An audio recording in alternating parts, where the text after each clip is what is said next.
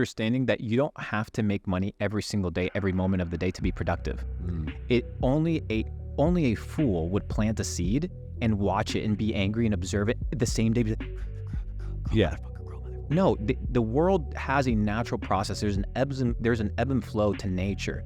You are part of nature. You cannot go beyond universal law. There's a time and a season for everything.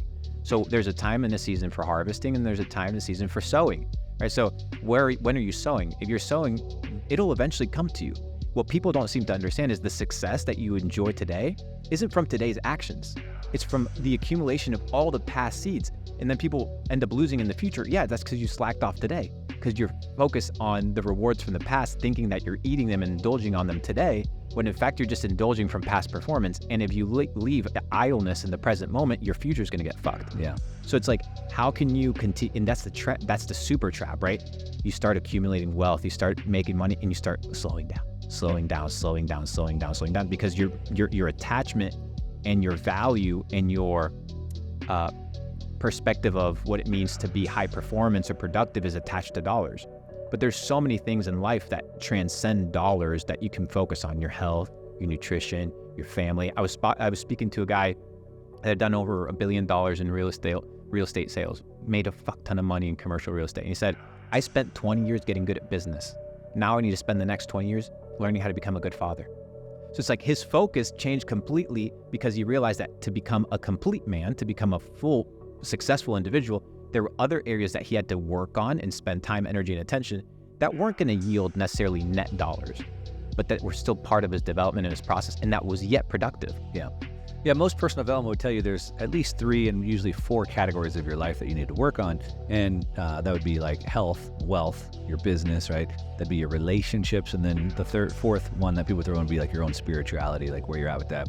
And really, if all 3 or 4 aren't worked on together, then they hold you back. So for example, I'm really good with making money and I spend a lot of time with my family, but I'm 300 pounds and I'm sick and I'm tired. So then I don't have the mental clarity or the energy to do as well in business or with my family as I could. So if I got my health up, then my business and health would grow. If I'm really healthy, I'm in the gym all the time and I make a bunch of money, but my relationships are crap, that holds me back because I don't have that support network behind me. Yes. And so really you want to keep all of those going together and they multiply each other. Leonardo da Vinci famously said, to develop a complete mind, study the science of art, and study the art of science. Yeah. Learn how to see, realize that everything connects to everything else. Then he continues to say, he says, God will sell you all things at the price of work. God will sell you all things at the price of labor. So first, you need to understand that everything connects to everything else. So how you treat your wife, how you treat your kids, it's going to reflect how you treat your employees, how you treat the waitress, how you cheat in business or how you're loyal in business. It's going to be a reflection as to everything else that you do. So to develop a complete mind is to understand that everything is in unison, everything is in harmony. And to not be in harmony in one area is to be dysfunctional in everything. It's like having a toothache. Being ripped, 6-pack, tan, fucking great physique, but you have a toothache. Yeah. Everything is miserable.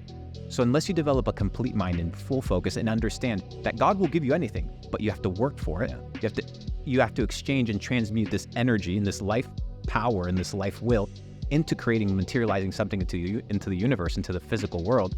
It's going to take labor, but you have to do it with unison and completion.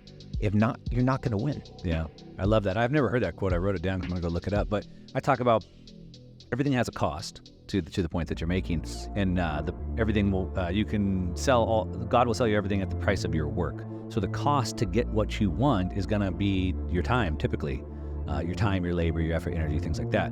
And you could say, well, the cost to getting in shape is I have to join the gym and I have to go to the gym. I have to dedicate time and attention to that.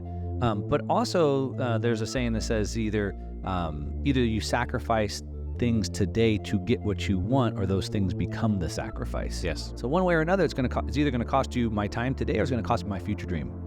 And that principle of God will sell you all things at the price of labor led me to the belief, not the belief, because belief entails religion or a system that you can't see. It made me realize the power of Bitcoin. Why? Now this is a complete flip, but when God sells you all things at the price of labor, labor represents energy input. So the system, the machine that we talk about, this if you're born year 200 in the slavery machine, you don't know what being free or using your own autonomous energy to create things for yourself looks like. So now you're in a situation whereby you're using your energy to create things that don't belong to you. So for example, you have this money that's printed out of thin air. There is no energy, right, input that's sustaining the US dollar. How many people, we printed $6 trillion. Who worked, what type of energy was input to print that money? None. But what about the money, right, that was printed through energy? That becomes devalued. The money doesn't become devalued. What becomes devalued? Your energy. Your energy that you've put in dollars as a value of energy now is being slowly trickled and depleted. So what happens? God can't sell you all the things at the cost of labor if you're in the fiat system, because the energy, right, whatever God wants to pay you, is slowly being taxed or slowly being filtered out. Yeah. So that led me to, if I'm going to get anything in life at the cost of my life force energy, so I need to take my life, my energy, and materialize it into something. Whatever I materialize it into has to be able to sustain its energy and has to be able to sustain its. If you pay me $10,000 today for a phone call or a consultation call, and I put it in the bank, today I would be able to redeem that $10,000 for something completely different than what I would be able to redeem that $10,000 in 10 years. If it was in fiat. If it was in fiat. So it's not that my money's worth less, it's that my energy is worth less, because my energy can now no longer purchase what it used to. So that led me to believe to find something that requires energy for existence. Bitcoin requires literal physical energy input for existence. So what you're buying from Bitcoin, you're not buying Bitcoin. What you're buying is a immutable storage of perfect energy. Right. I love that. And we talk about that on a philosophical level a lot, which a lot of people think is new stuff and we don't need to pay attention to it. But if you don't really understand this, then you don't understand the whole key behind life. And so the law of energy is that energy cannot be created. It can only be transferred. Yes. So we have food, which gives me calories. Calories are measurements of energy. And then I expend those calories by thinking, by working, by doing. So I'm spending my energy, my life, if you will.